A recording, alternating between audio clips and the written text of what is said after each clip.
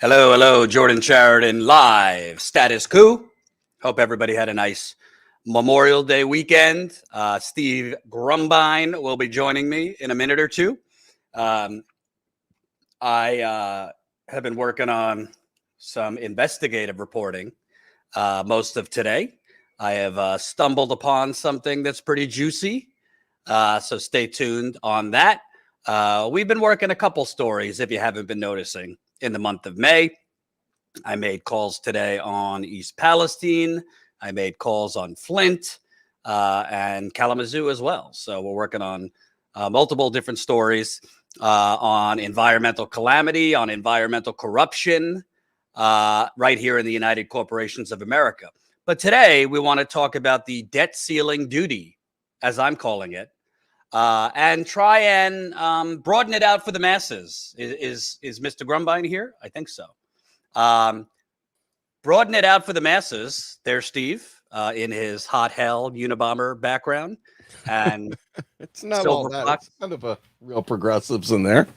Silver Fox of Real Progressives, co-founder, also Rogue Scholar and other things.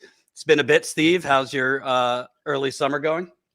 It'd be good, but I want to just touch on this. I appreciate you calling me a silver fox because earlier today I was called an old, white, dumb motherfucker.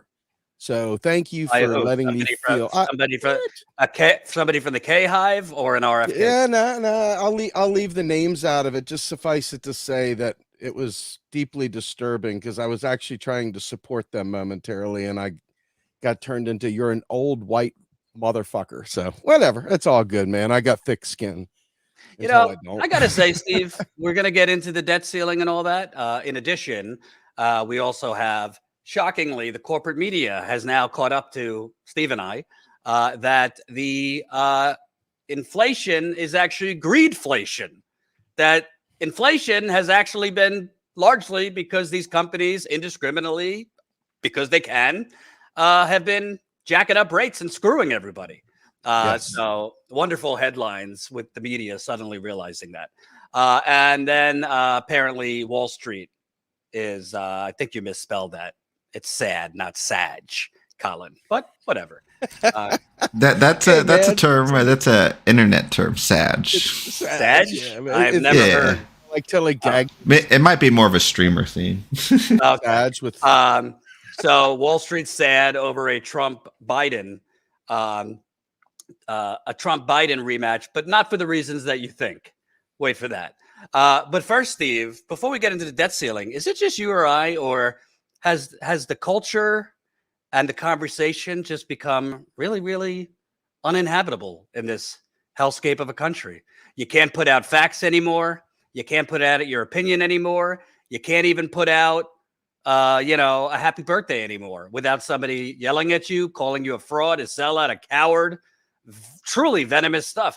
I mean, on Friday or Thursday, God forbid, I had the temerity to just play clips of RFK in his own words over the years, his own tweets.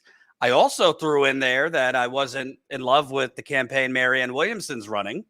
So it was full menu. Gave it to RFK, gave it to Marianne a little bit.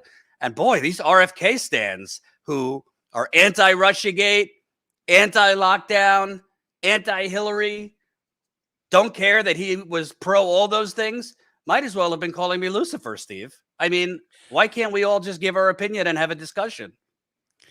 I brought up the Bruce Spiva, the attorney for the DNC who testified in Florida, basically saying the DNC had absolutely zero legal responsibility whatsoever to run a primary, much less actually acknowledge the outcome of the primary, or even for that matter, if you donate, that they have no responsibility to make sure it goes to the candidate even. And, I told people, listen, man, all you Dem exiters out there, and I get it, but pick a lane, damn it. I mean, JFK or RFK is running as a Democrat in the primary. That isn't going to happen, that the DNC clearly has its thumb on. It's just, I can't. You know how the kids say, I just can't. I can't. That's where I'm at. I can't. We'll move it to the end because I want to start with the debt ceiling, but we'll get into RFK because let's be clear, there's no intellectual consistency among any of these fucking idiots anymore, including the Jimmy Dore, if you want to call it left. It's really just we'll bash you for A, B, and C, and then we'll support people that have the same thing. But anyway, let's break down the debt ceiling because I think people's eyes gloss over a bit with this, and I want to bring it home for people that this could really be a huge calamity. And at the moment, I mean, it seems like these Freedom Caucus, Looney Tune, austerity for you, cake and champagne for me, or is it austerity for thee? Yeah. They might tank it because it hasn't gone far enough for these Freedom Caucus, loony people, and they want to yank Kevin McCarthy. So that's what the corporate media is focused on. But if they don't make a deal, and the current deal is absurd, the current deal is awful. The fact that there is even negotiations is absurd, as I'm sure Steve will tell you that this is all theater. But it will have real world effects on pretty much everyone here if this doesn't go through. So let's start and smash the like button, share this live stream, thumbs up right under the live stream. By the way, we got today and tomorrow left in May. We have earned 108 new Status Coup members. Our goal is 125. So I think it's doable. If we can get, 10 today, I think we can get the rest tomorrow. So we got plans for the summer, and it's not the beach. Well, I might take my daughter, who's going to be 7 months old. Maybe I'll take her to the beach because that would be cute photos. But we have plans to be on the ground reporting, but we need to grow our funding. And we also, like I've been saying, just had a big expense, a brand new live view, which was 15 grand. So hopefully, if you got it within your means to help us reach our goal, statuscoup.com/join. Now, let's show you what's in this albatross, what's in the debt ceiling deal. That's the NBC News story. So the MSNBC Biden stands are all raving that this extends it to 2025, so it can't be brought up again during the election. So they think Biden is some, legislative wizard for getting this past the election. So that's number one, if you count that as a victory. Spending levels, the agreement includes spending caps for the next 2 years to set up the appropriations process. In fiscal year 2024, it would limit military spending, military spending to $886 billion. That's like saying I'm going to limit myself to 22 shots of Jack Daniels tonight. It's just crazy. Limits to $866 billion non-military discretionary spending to $704 billion in fiscal 2025. Those numbers would rise to about $895 billion. McCarthy, the deal is historic, blah, blah, blah, blah, blah. The bill would rescind about $28 billion in unspent COVID relief funds, which is really great considering COVID is surging right now in Italy and other places. I know we're all supposed to pretend it's no longer a thing. It would eliminate $1.4 billion in IRS funding, which if you actually beef up the IRS, contrary to, the conservative, they're coming to your door, they're taking your children, you might actually get some more money if you beef up the IRS. But then again, if you beef up the IRS, Steve, they'll probably just go after the poor more and allow the rich to continue buying more yachts tax-free. Shift that money around. 20 billion of the 80 billion provided to the agency through the Inflation Reduction Act. It would restart federal student loan payments after a lengthy pause. It would also slap work requirements for supplemental SNAP from the current threshold of 50 to up to 55 years old. So it would increase work requirements up to the age 55. Not in this story, because who cares about the planet, right? Is President Manchin just forced through the Mountain Valley Pipeline, which has been rejected over and over again because it's beyond dangerous. It would be going up the steepest slopes in America on the Appalachian Trail. It's got a blast radius of 2.5 miles, meaning anyone between 2.5 miles is at risk of death or serious injury, not to mention the water, animals, all that. and is going to be totally unnecessary. I did an interview about this earlier with an activist. Let's play the clips about this small price to pay. The MSNBC Biden fans are calling the Mountain Valley Pipeline being added to this to basically get Joe Manchin to vote for it, I assume, and some other Republicans to vote for it. Let's take a look at this. Kind of what they do in authoritarian countries, right? It's Stephen Miller's wet dream, really. The authority of the executive branch shall not be questioned. I mean, it really is. I've got to say, it directs the federal agencies to issue the permits regardless of the law, and then says they can't be taken up in court. The courts have no jurisdiction whatsoever. I think conservatives, Republicans, should really wonder about this, because what happens when the shoe is on the other foot? What happens when a different Congress directs federal agencies to deny permits to a fossil fuel project and says the courts can't review it? Right. They're not going to be too happy about it, but this precedent would exist, in fact, to allow that to happen. But we're fighting back. The news today, breaking news in the last few hours, is the entire Virginia House delegation, Democrats, all 6 of them, have come out in support of an amendment that has been introduced by Representative Jennifer McClellan to strip this Mountain Valley Pipeline provision, this outrageous provision, from the bill altogether, and to pass a clean debt ceiling bill. Senator Tim Kaine in the Senate is introducing a similar, an identical provision to strip it out of the Senate version. So we fight on, and hopefully we will defeat this latest, what we call the dirty deal. And if we don't, we'll fight it in the courts, and we'll fight it in every way that we've been fighting it for 10 years. This shall not stand. Should add, just so happens, NextEra Energy, who owns Mountain Valley Pipeline, has given a ton of money to Chuck Schumer, not to mention Joe Manchin. Hundreds of thousands of dollars. That's correct. Yeah, absolutely. You know, I think about, so what's interesting about this, Steve, you know how Democrats have been huffing and puffing about fascism, and there is plenty to huff and puff. I mean, unfortunately, we have some real fascistic patterns and trends going on. Donald Trump abusing the rule of law, all that's well and good and true.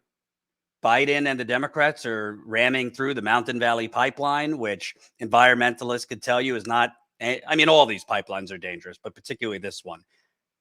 And revoking judicial review and any ability to appeal it, or isn't that the whole point of checks and balances? He also called it in another clip, this is Stephen Miller's wet dream.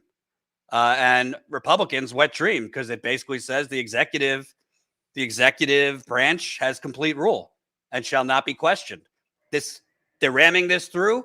Permits must go through, no appeal, even though permits have been denied over and over again. So let's talk about bam, bam, bam, between the SNAP benefits, student loan repayment going back, this pipeline that's being put in an authoritarian manner with no judicial appeal or review. Sounds quite horrendous. And also, if this is the good deal, the worst part of this, you've now set a precedent for this to go on every year or every 2 years, where in 2 years, you don't think they're going to get more? That the media is going to then spin as masterstroke by President Kamala Harris, God forbid. Masterstroke by President whomever. It's just outrageous. Yeah. I mean, Jordan, let's just call it out, right?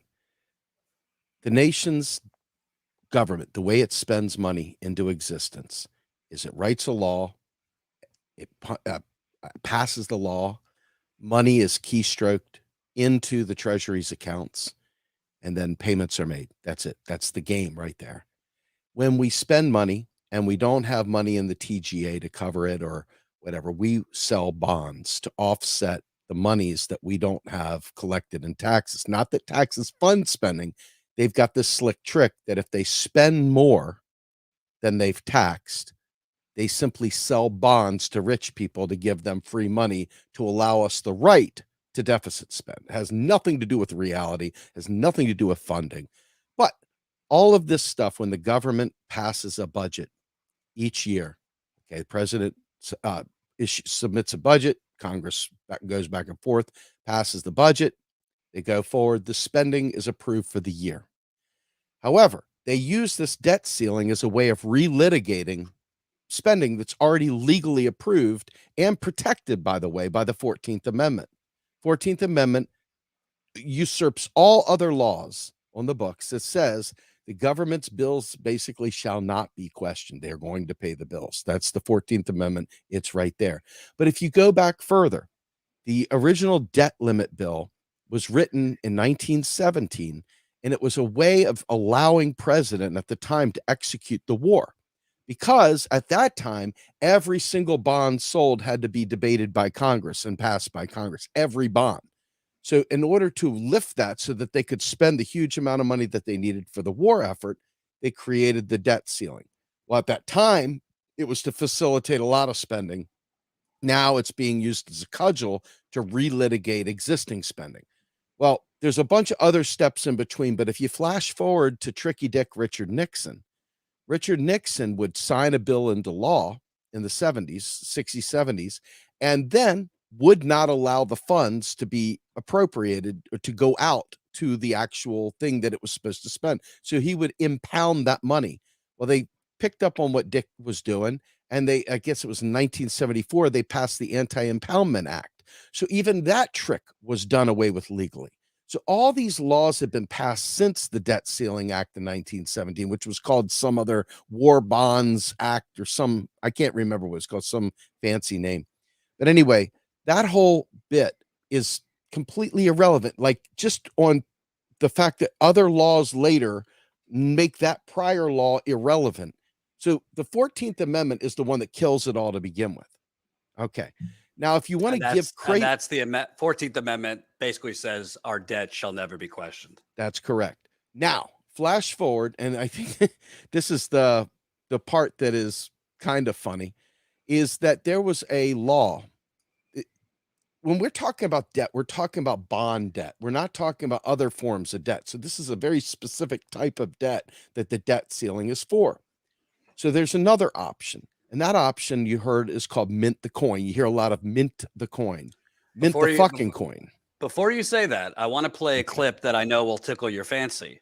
We brought this out of the archive. And this kind of, if some people question this kind of talk on modern monetary theory, where we have the money and we just move decibels. But this isn't just Steve saying this. Let's listen to who else said this.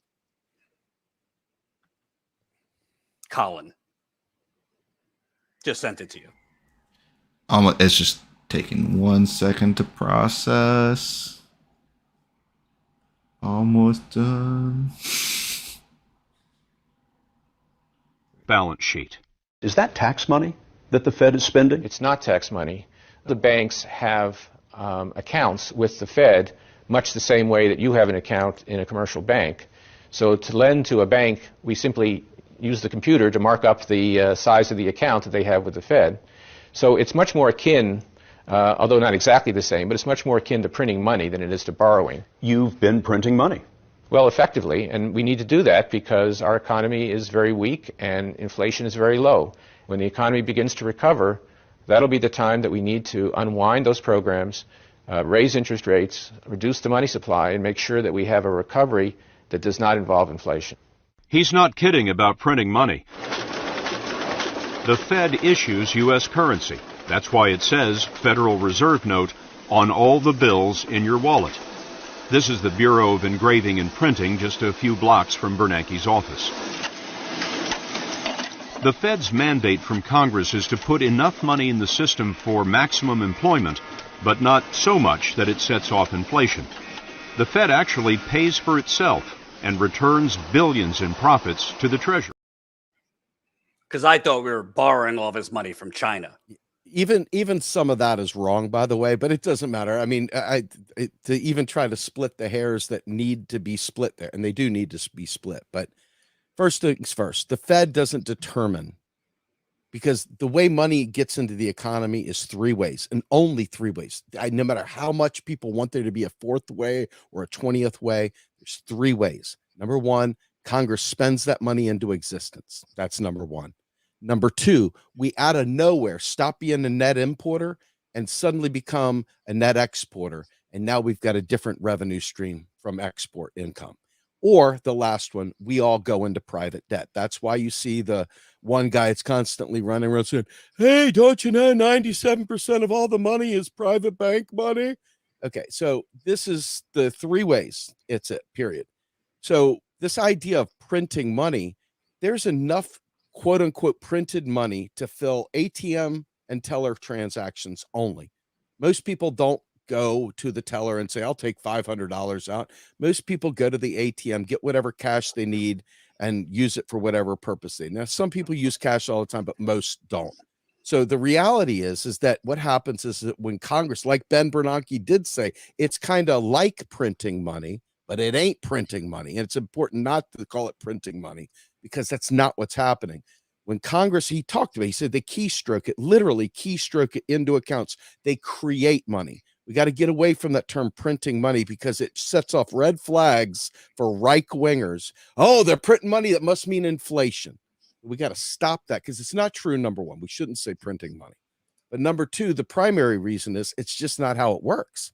And so to really, truly understand how it works, Bernanke said it. We just go ahead and mark accounts up and we mark them down. When taxes are received, they're deleted. They're purged. What do you mean, Steve? They're marked down, just like fucking Ben Bernanke just said it, folks. Not Steve. Steve's full of shit. He said they're deleting money. Well, talk to Ben Bernanke. Okay, go ahead and have a chat with him. All right, please. But within that space, all the debt ceiling, all this stuff. Okay, this is a goal of theirs to sell bonds to rich people. Okay, this is why they exist. It's free money to the wealthy. Back when we had a zero interest rate policy, we didn't have to. So we could have stopped selling bonds altogether. The problem is pensions and all the other things that rely on the safe investment of bonds would have a hell of a time trying to stay solvent when the economy dries up and whatnot, because they depend on that. City and state governments depend on those bonds too, because they have those part of their rainy day fund. If they, for whatever reason, tax receipts dry up because the economy goes down, they will go ahead and use those bonds to finance the rest of their spending at the state. This is why when people talked about funding all these big programs at the state level, they get mad at the people that understood the economics, but they didn't listen. It's sad that allies wouldn't listen. So here we are now with a debt ceiling crisis that will go on ad nauseum over and over again. This time, the problem is not only are they turning back on the student debt, like you said, that is, think about $2.1 trillion that has been on hold for years is suddenly going to come like a tsunami on September 1st when those first payments are due. And you talk about people that don't have 700, 500, 300, whatever amount every month to pay. That is going to really crush buying power for the average human being. Okay. Then add in all those old folks that went back to school during the great financial crisis that maybe are, I don't know, 60 years old, trying to reinvent themselves with only a few productive years left. All of a sudden, they're going to get socked with these big, huge student debt payments. Okay. So all these aspects of what Joe Biden agreed to negotiate for this debt ceiling that he didn't need to do. He could have used executive power to say, I am the executive. I am authorizing that we keep making payments because the 14th Amendment says we must make payments. He could have done that. He alone could have said, hey, Mint, let's go ahead and deposit a $1 trillion coin into the Treasury's account, and we'll call it done. Drop it at the Fed, let them put it in the Treasury's account. No more debt ceiling issues whatsoever. Every possible straight line Biden could have taken to make this not a thing. He said, no, I want to negotiate in good faith with McCarthy. Can I ask you my theory on why you did that is the same reason that he didn't go all the way and cancel all the student loan debt, even though we know Supreme Court zilched that, because he wants to keep this facade. How are we going to pay for it? And if we just mint the coin, that kind of debunks the whole we have to pay as we go for all these things, and we don't have unlimited money unless it's for war everywhere. So if he minted the coin, then it's kind of a lot less. It's a lot more hollow once in Democratic primaries and the media start pushing the whole, well, you're going to eat your broccoli and we can't afford health care and All the education. above. Yep. So I just, the reason why this matters the most right now is that because most people avoid talking about economics, most people act like it's like the second coming of watching grass grow or watching paint dry.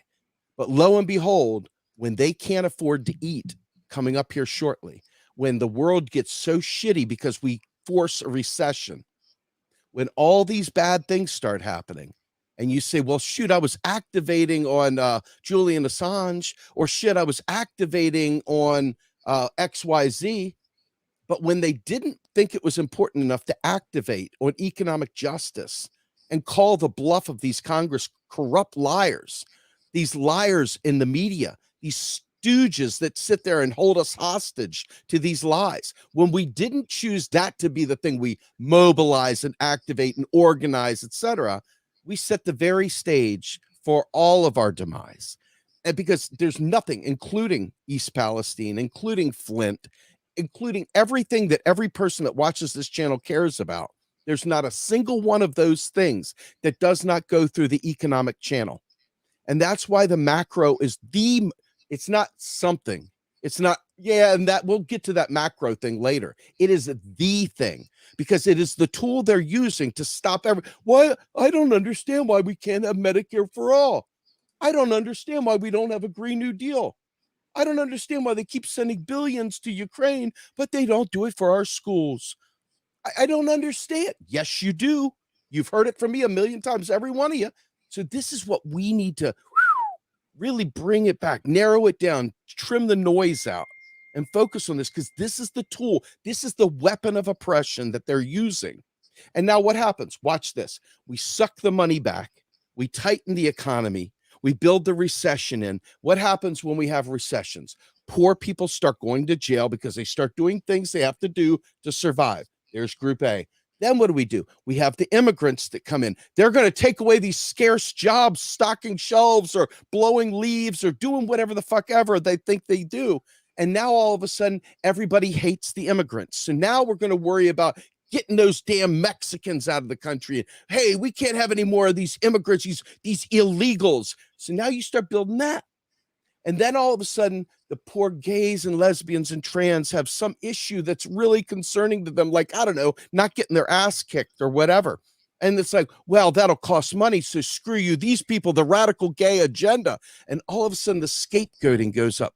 This is fascism because it's austerity, and austerity breeds fascism. We can't blow it off anymore. We can't go off to the next election and just vote blue and pretend this stuff isn't happening. It's just going to happen. It's always going to be there. You're going to go to bed tonight. You're going to wake up tomorrow, and it's going to be there. And a week from now, you're going to be talking about East Palestine, or you're going to be talking about Flint, and it's going to be there. If we were focused on this, guess what we could do? We could have all been doing a petition to the federal government saying, F you, that's a disaster area in Flint. Fix this shit. I don't care what the state does. All right. And go in there and fix this stuff. But we've got to organize around economic understandings and economic missions. This debt ceiling is a weapon of class destruction, a weapon of class destruction. They're going after all the working class with this.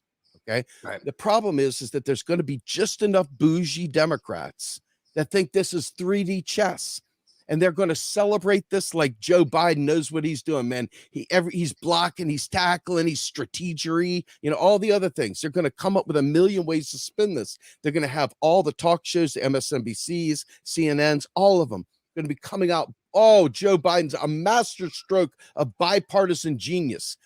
And you guys have to be strong enough and know what you're talking about enough to know that you're getting fucked hard and really fucked. And all the alt media that don't want to talk about this, move on to the next subject, ignore it. Or worse, get someone that doesn't understand macro and say, somebody that says that the U.S. government borrows from corporations. If you know an economist out there that everybody loves that says the U.S. government borrows from corporations, you're being misled. Okay, let's just be fair. You're being misled. Corporations don't lend the federal government money. That's not how it works, folks. No matter how much you hear it, it's not how it works. Period. Full stop. Well, no, So that's not exactly true. corporations do lend the federal government money through bribing the politicians with unlimited money into their campaigns. Now that's Come on, a different Steve. story. United Corporations That's a of different America. story. Thank you. Yes. So remember, hold on. just- Remember, smash that like button. 230 people watching. Let's get more. Go on. So with that in mind, this 2-year deal, okay, caps spending, and it brings work requirements in up to age 54. Think about that. If you're on food stamps at 54, tragedy is struck, right? I mean, we're talking about, that's hardcore stuff, man. The working poor at that age, I mean, you're probably dealing with arthritis, you're dealing with a ton of things. What the fuck? What is the purpose of this?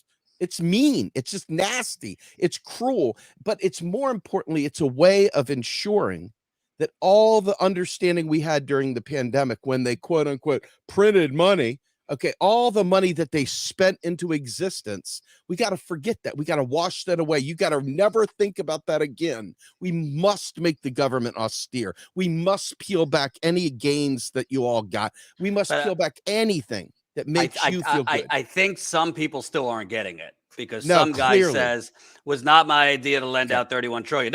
Let Steve explain. We haven't actually lent out $31 trillion. No. That's as real as the WWF wrestling was in my youth. Steve, from the top rope, explain it. United States government spends money into existence. It doesn't borrow fucking anything, by the way. Okay. And so what happens when China sells goods and services into the United States? What does China get? Do you think the US government gives them, here's some yuan, here's some of your yuan, okay, or the renminbis, or whatever the fuck the Chinese currency is, okay? No, what happens is US government gives China US dollars. China looks at this pile of US dollars and says, how much US dollars do we need to facilitate transactions? And they keep whatever they want to keep, or the rest they buy bonds with their US dollars, because the only thing that you can buy US government savings bonds or treasury bonds is US dollars. So they decide, hey, we're either going to leave our money parked at the Fed doing nothing, or we're going to buy a treasury with it.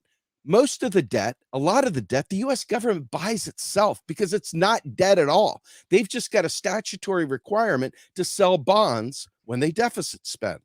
There's no borrowing money. The US government creates it from thin air. It's like saying US Airlines had to borrow airline miles because it issued too many airline miles, so it's borrowing airline miles. You'd have to be a neo-Maxi-Zoom dweeby to believe that, okay? That's not how it works. So every time we sell a bond to a state for their pension program, you think we're in debt to the state of Pennsylvania? You think that we're in debt to the state of New York?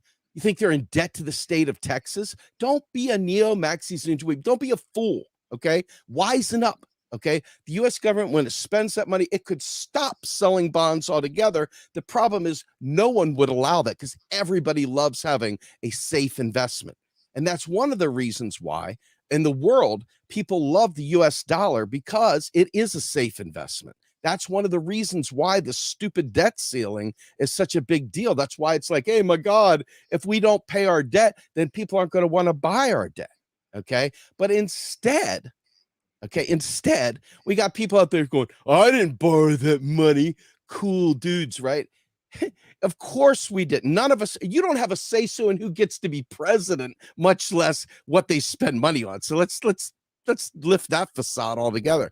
But you've got to know that they're maliciously going after you with the lies. Steve, I have breaking trying news. to discipline Steve, us. I have breaking news. I have breaking news. Hold on. Breaking news. Somebody on the internet has learned something today. Somebody on the internet. Woo-hoo. Woo-hoo. Saying now. Yes. But what's important about this, Steve, is we already have this cycle in America pretty much every 7 to 10 years where we have depressions that are told are just mild recessions. They're actually depressions for working people, mild recessions for the upper middle class. But now Biden has set up this precedent. Well, what happens when it's, President DeSantis with the House or the Senate is in Democratic hands? and he says, we're not passing a debt limit unless we get a national abortion ban, or name your crazy thing. Well, Biden just set a precedent that this is something that we'll negotiate around, when he could have just said, fuck it, sue us. Yep. Oh, we can't do anything. Can't do a $15 minimum wage. The unelected parliamentarian said so. We can't do anything because we always have to cite the law. Republicans don't think about lawsuits. They invite lawsuits. They welcome the lawsuits. This is all bullshit. He doesn't want to do it for the same reasons we just spoke about. They don't want to have exposed the lie that we can't pay for everything. Now, Everything. Steve will tell you, you can't just have an unlimited checkbook to cover everything. You have to watch for inflation and other metrics. But by and large, how the fuck do you think Europe does it? Yeah, their taxes are higher than ours, but not to the point that they could give such generous benefits. They generally, most wealthy industrialized countries have the capacity to print whatever, whether it's a coin or the dollars or whatever. And you're right, we shouldn't call it print money. But why this is so dangerous, besides the short term, we've already talked about. People could lose jobs. Their benefits frozen. You have the student loan repayments. We already talked about the Mountain Valley Pipeline. Look at the Republicans' response to that, which we're saying is horrible, but to them is not horrible enough. Super Bowl. Yes. I mean, they're going for broke. Play the clip with the wacko with Steve Bannon. If this bill was at any way looking to save our economy and to particularly save not just future generations, but to make sure we're not Japan and lost decades of low and no growth, they would be on fire today about what barbarians we are. All you're hearing from the mainstream media is Kevin McCarthy is an adult, Kevin McCarthy is a leader, Kevin McCarthy is responsible. What does that signal to you, Congressman? Barely concealed glee. Even Biden said it on the clip yesterday. He didn't want to gloat because people wouldn't vote for it. Glee, I think that was the word that I'd read in the headline he used, gloat. This is a disaster. It is an entire capitulation of the dynamic created in January that Republicans could be unified around a core set of real ideas that we were going to go to the mat to accomplish. Kevin McCarthy is emasculating himself and the Republican majority, and so the bill's bad on its own terms, and that's worth knowing. Yes, we'll go through that in a second. Yep. But the significance is that it is blowing up. It is reverting to norm in terms of the way Washington works, and abandoning the possibility of something with a different dynamic through this Congress. So not good enough. We wanted to just get rid of SNAP altogether. We wanted to just get rid of any benefits that might help working people. And the other thing, Steve, is this all comes when they're actively trying to repeal child labor laws. In Arkansas, they recently did that. In other southern states, they recently did that. Colin, if you have the clip of Kevin McCarthy talking about we're screwing our children by not allowing them to be slave laborers. On Capitol Hill. That there's not going to be, this. We'll pass the bill. Have you had any conversations with members of the Freedom Caucus that have been against this bill and now are saying they might vote motion to vacate? I've talked to many about whether they're for or against the bill. I'm not sure what in the bill people found for things we bought that we can return, like COVID money to China and others. We're bringing that back. We might have a child that has no job, no dependents, but sitting on a couch. We're going to encourage that person to get a job and have to go to work, which gives them worth and value. We're going to look at other things, too, to make the economy stronger. Yeah. If a child's sitting on the couch, not doing anything, we want them at Amazon at 13 packaging. To give them worth, after all, right? To give them some worth. I'm just going to say it. You guys, there is no other game than the econ game. Everything you're talking about is a symptom. if you're not talking about the econ, because that's the weapon of mass destruction that they're using, and they always use, this is the weapon that they used against Russia when they use the SWIFT system. This is the weapon they use against everyone globally. It's the weapon they use against their own citizens here domestically. Okay. Like, I don't know why we can't stay focused on this. I don't know why we allow any other noise to penetrate this bubble. You know why. You know, well, I'm trying to say point blank. I mean, I know why. Econ 101 doesn't exactly get the clicks for these other independent channels. But that's why I sit there and like fire off like a madman. And unfortunately, there's even Karens and shitheads out there. Oh, he said it in a harsh way. I can't stand it. But if you don't speak about it in a way that gets them, they're gone. And that's the problem. So I've resorted to being the fucking cray dude that just, wow, flies off and goes, because otherwise they don't listen. They don't listen anyway, but at least I get some listening, and that force multiplier, I hope they tell 2 friends and so on. But the reality is that for over a decade, I've been talking about this. I've been talking about this during Bernie Sanders' first run to burners. He had Stephanie Kelton on his team. He didn't ever get it, but we talked about it and people ignored it then. Then part 2, we talked about it. They ignored it then. People have just remained recalcitrantly stuck in ignoring this and thinking they're cool. No, the only problem with MMT, it's a psyop. Dude, you're watching the fucking psyop. You just listen to the psyop. You're telling me when I'm telling you how to fucking beat this shit, you're telling me that's the psyop? Fucking get a brain, get a clue, man. It's ridiculous. And because of that, we have no defense. You see both parties are equally playing this fucking game.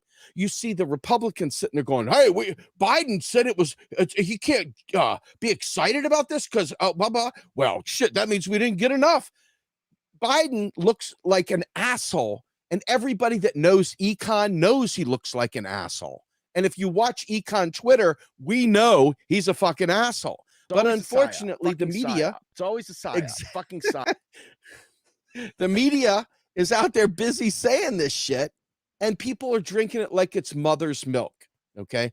Until we get enough people that are really willing to organize around this, show up in Washington instead of, like, when I talk about being anti-war, let's start with the economics. Let's understand that the economic war is part of the terror that we wreak around the world, and millions of people die around the world from US imposed austerity through the IMF. Millions die from this shit. Forget hundreds, forget thousands, millions. And in this country, thousands upon thousands of people die through what? Oh, I didn't see an AR-15 in his hand. It couldn't possibly murder, could it? No, it's murder by policy. And so as a result of that, since we can't stay fucking plugged in, focused, zero focus, boom, right there on this stuff, these guys know it and they get away with murder. And this is murder. Okay, it is, make no mistake about it. The people at the top are making out big because they're still getting huge bucks from the interest income channel, excuse me, coming from those bonds. Big bucks flowing to the rich, okay? For the rest of us, when this shit hits, understand that when they pull money out of the economy, that means that schools get hurt. That means that every single person in the area is now on edge because the businesses start laying them off, because this is a big, huge bat signal. Time to lay people off, time to lay people off, time to lay people off. Then in a few years, we'll solve the problem again by spending, weirdly, right? Weirdly, we'll spend and fix it. So people need to get their fucking head out of their ass, stop talking about the national debt like it's a thing, and start really attacking the people at the top that are talking about the national debt. Oh, it's attack them. Go in those freaking chats. Attack them. Go into those alt media channels. Attack them. Attack everyone. Freaking no holds barred. Go after, because lives are on the line, folks. I can't make it important enough to you. Hell, I can't make it important to people that are around me all the time that still sleep in and do whatever the fuck ever they feel like doing. We need people that are fucking serious, because it's going to keep happening. And people are going to die over this. This isn't a joke. And it's not just a couple. It's a lot. It's thousands of people through being suicidal. I mean, all you have to do is go out. There's a study in the UK that talks about austerity is social murder. And they talk about how by reducing deficits and cutting spending, that this by extension kills people. They showed over 250,000 unneeded deaths, extra deaths from austerity in the UK alone, a little tiny island nation, the UK, 250,000 additional deaths. When you look at 1 percentage point of unemployment equals 50,000 suicides. 1 percentage point in unemployment equals 50,000 suicides. If you think about that and you extrapolate out what these things do, they are literally doing the purge on regular citizens by austerity. And we're got to focus. We can't afford to be dum-dums anymore. We must be center on, spot on, never deviating, bam, zero, right on it, because people are going to die. And I lose sleep over this, Jordan. You should know I'm a true believer. I literally lose sleep over this stuff because I'm like frantic. How do I make anyone listen? How can I make people stay focused? How can I get people to organize? How can I get them to do this stuff? And the tone police come up. Oh, Steve, it's not really nice the way you said. Shut up. You know, just it's like fucking save some lives. Stop worrying about my tone, you Karen. You know, just fucking save a life for Christ's sake. Colin, please save several of Steve's outbursts today for future. What do the kids call it? GIFs? I forget. GIFs. GIFs. Moving on, because this is outrageous too. I think people are dying due to the, what are we at? 2 years of inflation. The people who have had to make choices between their medicine or gas. Austerity. Their food, their food or medicine, their kids, necessity services for their kids or groceries. And I don't know, there was only a few people, mostly independent progressive outlets saying, wait a minute, this is not them, the food market, the supermarket or the gas station or the electricity company or whatever, just passing off their increased costs. 50% of this is just them arbitrarily jacking up rates, jacking up their prices for profit. Elizabeth Warren, don't get to credit her often. She took it to Federal Reserve Chair Powell during a hearing and basically got him to admit, they raise prices because they can. And he admitted it. But the media kept basically framing that as some conspiracy that, this, price gouging, that's ridiculous. And the CNBC fucking analysts and their fucking bloated, fat caviar eating assholes said, this is economically illiterate people. They don't understand it. Well, suddenly, I guess because the damage is done and now it's just kind of permanent, a lot of these higher costs, because there's really no reason gas should even be above $3 right now. Where in the East Coast, it still is. Now, Colin, if you have the articles, this was Axios. Once a fringe theory, greedflation gets its due. Once dismissed as a fringe theory, the idea that corporate thirst for profits drives up inflation, aka greedflation, is now being taken more seriously by economists, policymakers, and the business press. Oh, I wonder, did Lawrence Summers take vacation so you can now take it more seriously? The inflation is starting to come down.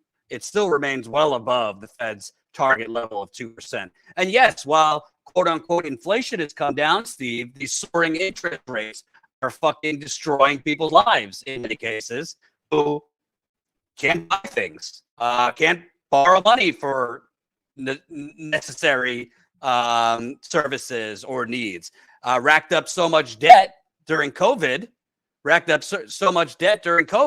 that they went heavy on their credit card bills and now can't borrow more money because of the higher interest rates. So it's all cyclical. Then you have, this is from the New York Times, companies push prices higher, protecting profits, but adding to inflation. So the New York Times is joining the party. They're now saying, companies are just pushing prices higher, adding to inflation. You mean that's what the inflation is? You got to love the New York Times. Their headlines are always like very mild and kind of sort of like trimming around the edges of what's going on. And then my favorite was the Wall Street Journal.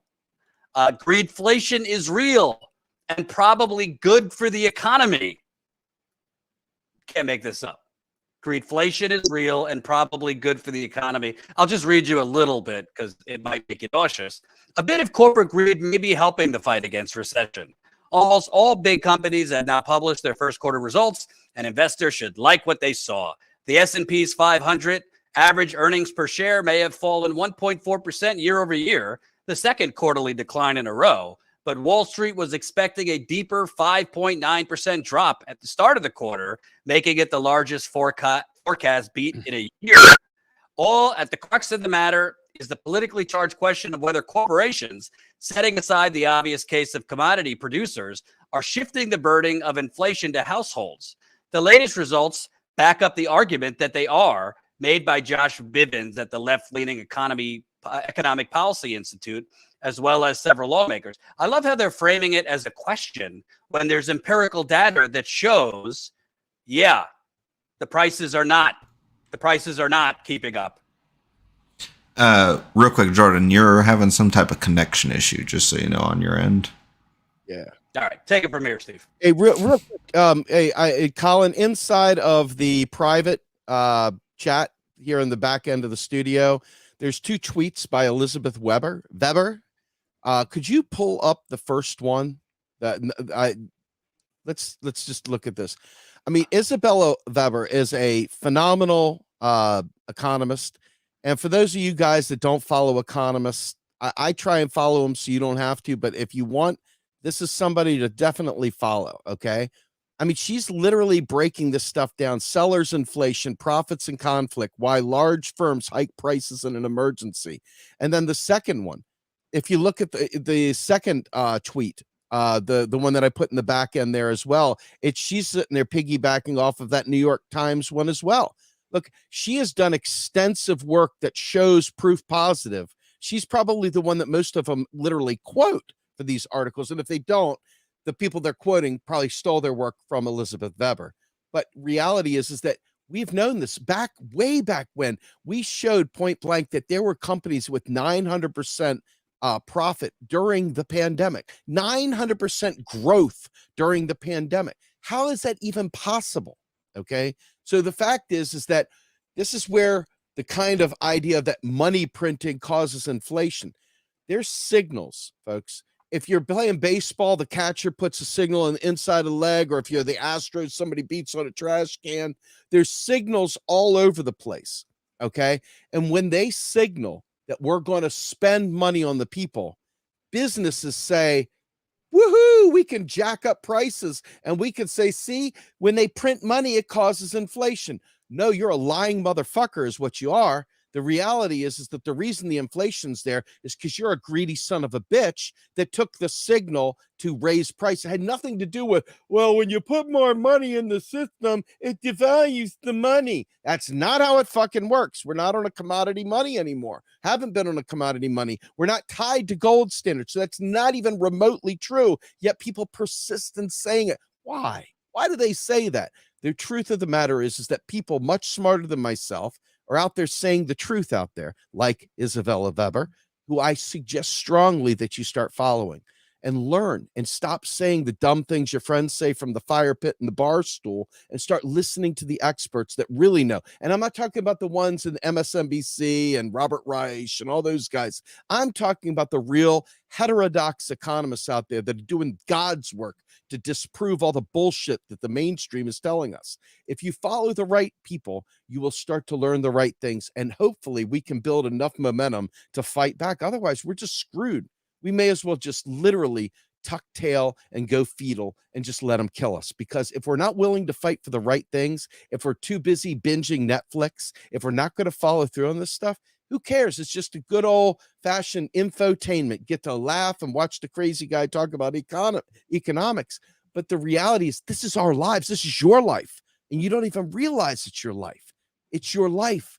And if you don't have the right problem-solving skills, if you're not looking at the problem through the correct lens, they're laughing at you. They know they don't have to worry about you because you're ineffective. You're not going to do anything to them. They know that you don't know what you're talking about. And so they just move on. I think I'm back. By the way, let's talk about another fucking problem. Goddamn internet monopolies. This is the 20th time I'm going to have to call Comcast because their shitty fucking internet that I pay up the wazoo for. And I say, this is my goddamn living, but I keep buffering. I've had them come at least 10 times in the last 2 years, but I digress. I agree, but I disagree with you on one thing. And here's my soapbox. You say, forget everything else, not to minimize, the other things like Flint, East Palestine, but I don't mean to forget them. But no, I know. But like you basically say all that's not going to get fixed until we bring macro and this principle of modern monetary theory to the forefront. I agree. But I also think there's a broader problem that might be even bigger, which ties into modern monetary theory. And that is the corporate media. Because why is it that during all this inflation, there wasn't people storming the gates with pitchforks? Huh? Because the corporate media hid the fact that this isn't actually inflation. Yes, you had a supply chain issue in the beginning of COVID. It's still kind of lingering, of course, not to the degree that it was in 2020 and 2021, but they called this a conspiracy theory, or they didn't cover it at all. There's empirical data to show, oh no, there's a pretty big discrepancy between the modest increase in prices for companies and what they're charging you. That's illegal in a lot of other countries. There are price controls in a lot of other countries. Ooh, socialism, price controls. Yeah, you can't just jack up the rates 900% because you want to. That would not be allowed in certain European countries or Denmark. Bernie talked about Finland and Denmark. Yeah, because there's corruption, but they actually they care if their citizens could live, and they understand giving basic benefits also helps the economy because you have more productive human beings. So the corporate media lied to the masses, and they're still lying because the American people know a scam, right? It's a scam when you're being fed inflation, but you're not being told, and it's not being explained on the local news, which most people only consume local news as their news for 5 minutes because they're running the kids' soccer game and 10 jobs or whatever. So it wasn't explained to the masses because corporate media are complicit in this because they're owned by corporations, and they didn't want people to know, oh no, this is just a scam. We're basically stealing money from you. If you're big box, food stores, big oil, et cetera, because they also advertise on CNBC and CNN. So it's one big racket. It's the same shit. Corporate media gaslit you in 2020. A lot of people like Bernie, even some of the normie Dems, but said, can't do it. I got to follow my czars at MSNBC who tell me Biden's the one who could get things done. Biden's the one who could beat Trump. Well, how's that Biden's getting things done thing working for you? We don't have time, but Colin put together a great 4-minute video of all the Biden will get things done propaganda. Huh? Barely get Republicans to come over for a fucking meeting, let alone get anything real done. Yeah, the shit he'll get done is going to screw you if you're working poor, working class, or anything. The fact that they kept pushing Biden's the one who could beat Trump. Well, he beat Trump barely. If you look at the states that he won, very narrow margin. Trump can beat him again if he's not in prison. But the fact of the matter is Biden didn't beat Trump as much as Trump beat Trump by being miserable on COVID. Look at the polls now. Biden is losing to Trump, who by the end of the year might have 3 indictments against him. So you are constantly being lied to.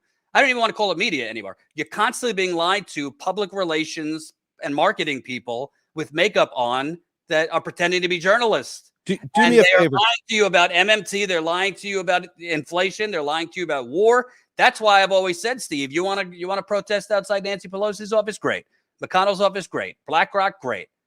Where are the protests outside of CNN, outside of the New York Times, outside of the Washington Post? I'm not saying be violent, but don't let these fucking liars who are the gatekeepers to information, don't let them be comfortable. Do me a favor, Colin. Can you pull the Twitter status up I put into the back there real quickly?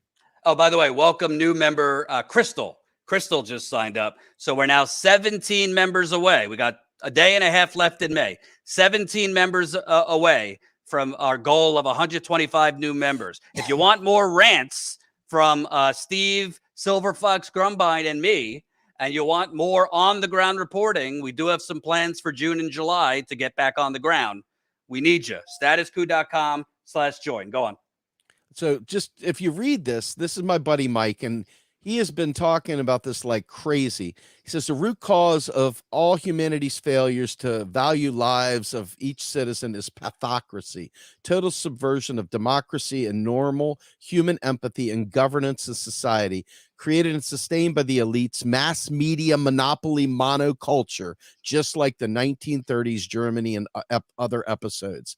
If not addressed, it will only get worse, ending with the mass extinction of our species and many others, if not by nuclear annihilation, certainly by climate and ecological collapse. Only answer to this is to create a new commons, common ownership of mass media sector to counter the elites' media control, funded only government, which issue pounds, dollars, euros, etc. So cost free, but with funds allocated by citizens directly via annual commons media voucher gifted to each citizen to sponsor commons sector media of their choices. Bottom line is that we absolutely need to get rid of the corporate media's hold on us, because it is literally pathocracy, and it is literally polluting our brains and creating the dissonance that allows us to keep just marching like lemmings off the bridge. Anyway, with that, Jordan, I got to boogie out, brother. So folks, I was hoping we can get back to RFK, but you do have to let's do it. I've got a few minutes. Give me 5 minutes. Give me 5 minutes. You got it. Steve, not to be attacked by the naysayers. This isn't really an endorsement for Marianne Williamson. If you put a gun to my head, I would go for Marianne Williamson. I honestly don't even know if I'll vote in the Democratic primary at this point. I'm not really I mean, I don't think it's clear. I think it's a clearly easy choice. If you have to, Marianne Williamson to me is clearly better than Biden, clearly better than RFK. I say vote for whoever you want. I'm not telling you who to vote for. However, I don't understand. Is there no core positions anymore in politics? Because I heard from the Jimmy Dore crowd and all these, burn it down, never vote for a Democrat again. If you ever consider voting for a Democrat again, you are, what do they call it? The bourgeoisie left, or I forget what they call it. But a lot of these same people now are on the RFK train. The same RFK who is a champion of free market capitalism. Elizabeth Warren, I'm not a socialist. I'm a capitalist in my bones, but I believe in fair. I believe in free markets and fair markets. He's singing the same tune for his whole adult life. He was a big Russiagator. I put out last week, he was putting out tweets. What would Joe McCarthy do about Russiagate? He loved Hillary Clinton, campaigned for her for Senate, both presidential campaigns. I don't really know how anti-war you are if you're boosting Hillary Clinton. Says he's against the Ukraine-Russia war. Okay, I mean, that's good now. Do I think he's necessarily against all our wars? Do I think as president he's going to cut the military or push to cut the military significantly? No, I don't. And this is before getting to any of the vaccine stuff. Put that aside for a second. So I don't get it, because all these people who canceled if you were a Russiagator, canceled if you like Hillary or any of those people, canceled. No, we want socialists, capitalism. All of a sudden, they're standing for RFK and saying, I'm smearing him for pointing out his own public statements, his own tweets, because he's talking the talk now about crony capitalism, and because he says he's going to stop the Ukraine war. Well, go ask your uncle, RFK, how that worked out when you took unilateral action to stop a war or foster peace. Go ask your uncle how that worked out. I don't know. Am I wrong? I mean, is he better than Biden on economics and in the environment? Absolutely.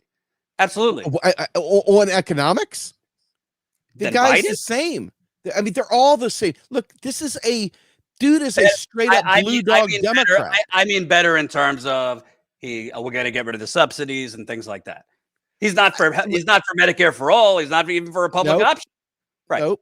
I mean, look, straight up. Look, I'm a socialist. Let me say the big S word. I'm a socialist, and none of these people meet the criteria for what I'm looking for. That said, I also live in the real world and recognize that this shitty government that we have is a pure capitalist society, and I believe it's a big old fake job. I don't believe it. I believe, as we've shown, every bit of it from the media on through is big old fraud, big old lie. But that said, when I hear people that said, I'm Dem exiting, I'll never vote for a Democrat again. It's like, guys, I hope you went and down to the local area and re-registered for the Democratic Party, all you fist in the air revolutionaries, because you're right back in the vote blue world. And it cracks me up because it's like,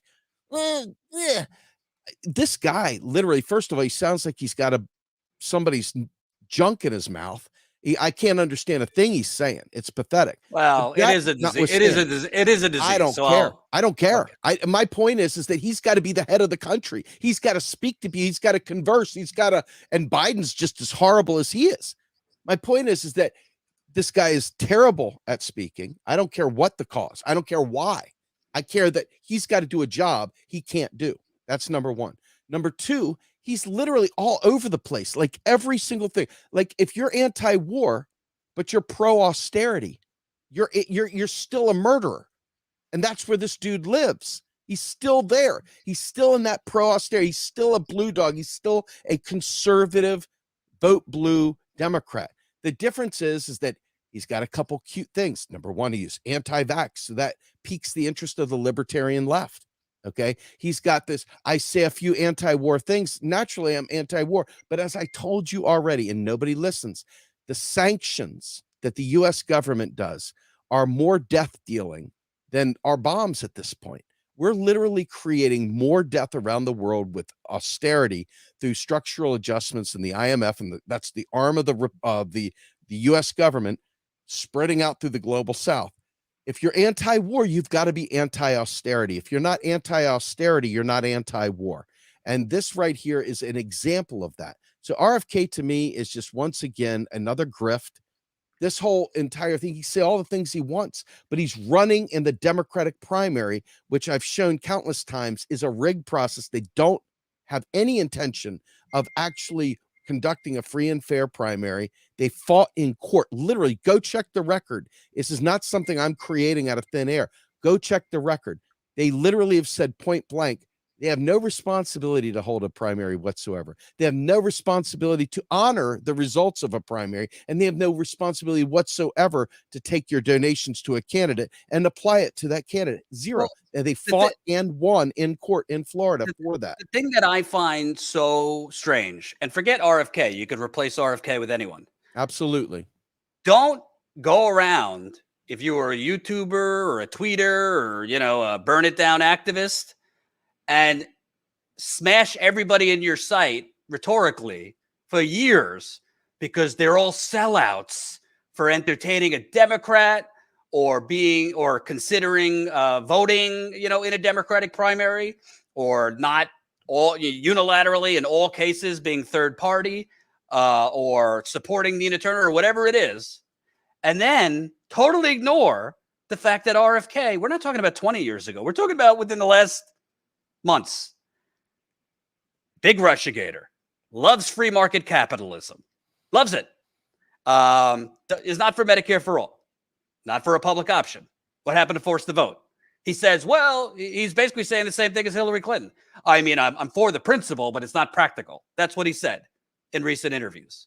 As far as I know, I don't remember him being like avidly against Iraq and these other things. Good on the environment, I'll give him that. But he's basically standard issue Democrat on most things, but is sprinkling in a couple things now on Ukraine and other things. Devil's advocate, well, Jordan, people could change. No, politicians don't change. There's one constant I've learned. If they change, it's for a reason. Political evolution is typically for a reason, and that is they're reading the room or following the wind. So to me, do I hate him? No. But I don't believe in a free market. I think that's the ultimate gaslight. We don't have a free market.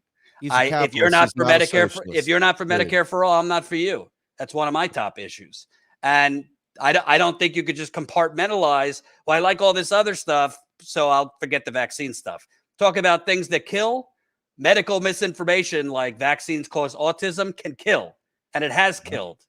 So to me, I just say to people, be consistent. If you want to vote for RFK, fine. But I don't want to hear anything else from you about vote blue no matter who, or you're a sellout. if you ever vote for a Democrat. I don't want to hear anything more about Russiagate because this guy was a major Russiagator, which certain parts of the internet equated to Iraq and the Iraq war lie. No offense, nobody died from Russiagate. And I've been against Russiagate. I'm literally agreeing with Mike Holden on something. Holy shit, Mike Holden, you better write this down, brother. Right. Me and you agree on something. So it's just, to me, have some fucking intellectual consistency. Or the truth is, you don't have any core ideology. You don't have any core ideology. Because if RFK was not anti-vax, would these people be ignoring the fact that he was spewing Russiagate bullshit for the last few years? That he was going around with pom-poms for Hillary Clinton and somehow in their mind twist, oh, well, yeah, he's anti-war. Forget that he voted for Hillary Clinton, one of the most preeminent warmongers of our time. Oh, he's not for Medicare for all? Well, you can't win them all. Give me a fucking break. You guys, I'm sorry, not all of you, but a lot of you are grifters. And on the Marianne point, listen, the bottom line is, on policy, I think she's right more often than not. But I think at this point, we need a bare knuckles brawler. I think at this point, we need someone to call them corrupt. I think at this point, we need someone who's going to talk the talk more on modern monetary theory. I don't think we need as much inspirational candidate. You inspire people with policy. Her policy is good. She's taking the Bernie route at this point. She's refusing, when given the opportunity, to call Biden corrupt, to aggressively go after him, to call him a failed president, to go after him for, frankly, you don't have to diagnose him, but say, I don't think he could do the job anymore. He's at a significantly advanced age. So what's the difference between Bernie and that? She's not willing to go after him aggressively. I've even heard her go after RFK aggressively. If you're going to run. Yeah. One thing, we don't have time. No, we don't. And Trump, for all his warts, and there's a lot of them, part of why people liked him was the freshness of calling them corrupt, even though he was part of that corruption, of calling out the puppets. We need some of that. So I know you got to go. Your final thoughts. I do. Well, no, I mean, I just want to say, I don't really care who people vote for, because I don't believe you're going to get what you think you're getting. And especially in the Democratic primary, if you guys have an undying urge to phone bank, door knock, and throw away your money to the Act Blue or whatever the hell it is, knock yourself out. As for me in my house, I'm busy trying to educate people on fucking economics. To me, it's not about the election. It's about the broader kerfuffle of the last 2 years of all these fucking people and on their moral high horse criticizing me for covering Nina Turner, or criticizing somebody for the temerity to vote in a Democratic primary or ever consider voting for a Democrat, or name your list. But then they're going to go and tell us why we're smearing a pro-Russiagator, a Hillary stan, somebody who's not for Medicare for all, that we're smearing him and this guy's actually going to save us. Get the fuck out of here. And by the way, I will have him on. I will have him on, because some folks have asked, why don't you have him on? I'll invite him on. I'm not going to debate vaccines with him because he's wrong. And I'm not going to give him the platform to push his bullshit. It's been debunked over and over and over and over again. But I just think, don't go around with your moral superiority act and you're the real leftist, but then support somebody running the Democratic primary who, frankly, on most things is not that much different than Elizabeth Warren or even Hillary Clinton. Yeah. Well, the bottom line is that if you don't get the econ right, you get everything wrong. So at this point in time, nothing exciting me at all. And I also have a very good memory of the way primaries go. So if people don't, hey man, go through your pitched, your cosplay, live it up, man. As for me and my house, I got to skedaddle. Check me out Monday, Wednesday, Friday over there at Real Progress in Action for the Rogue Scholar. I am there at 12 noon Eastern time, 3 days a week. I am also the host of a podcast that you can learn all the stuff about this economic stuff I'm talking about, called Macro and Cheese, and that comes out every Saturday morning at 8 a.m. But you can listen to it anytime on any of your favorite podcasts. You don't have to look at my ugly mug. You get to just hear my dulcet tones as I go through and interview the best and brightest around the world. With that, Jordan, thank you so much for letting me on. Hopefully I didn't blow anybody out with my rants. Hopefully you enjoyed it. We like it. All right. Thanks, Ben. See ya, buddy. And this is a perfect one. RFK supported Hillary in 2016. That was a long time ago. First of all, he supported her in the year 2000 when she ran for Senate. He supported her in 2008 over Obama, and he supported her in 2016 over Bernie. Now, I'm not saying he should go to prison for that, but how do you square the peg? Because I'm sure, Dwayne, you might be one of these people who maybe liked Elizabeth Warren once upon a time, but because she didn't endorse Bernie in 2016, you had a problem with that. So because 2016 was a long time ago, you don't see an inconsistency with RFK saying he's anti-war now, but supporting one of the biggest warmongers in the history of America. It's not consistent. If people say, listen, I don't like this about him, but overall, he's the best option of what's out there, then that's fine. But I don't know how you just ignore. I mean, to me, your associations matter. Who you collaborate with, who you partner with, who you support, who you campaign for, because he campaigned for her too. To me, that matters. And by the way, when you're saying I'm pro free market capitalism, to me, you don't understand that there is no such thing as a free market. There is no such thing as a free market. We've had a rigged market and a haves and have-nots pretty much for the entirety of the United States, particularly if you are a minority in this country. So to me, I think it's pretty simple. People are looking the other way on his establishment record because they like the anti-vax shit, which most of the stuff he pushes is blatantly false. And he's made a lot of money doing it in the last few years. I give you his Children Defense Fund, which is making millions of dollars on pushing bullshit anti-vax stuff. And the devil's advocate will say, well, Jordan, these people who said, you're sellouts if you vote for a Democrat and you're a tool if you're a Russiagator, they're not saying to vote for him.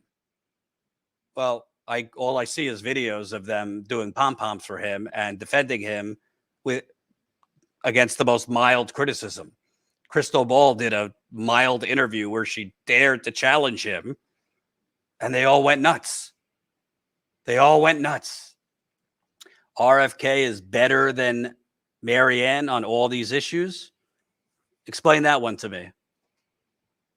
Marianne Williamson is proposing Medicare for all. RFK is not.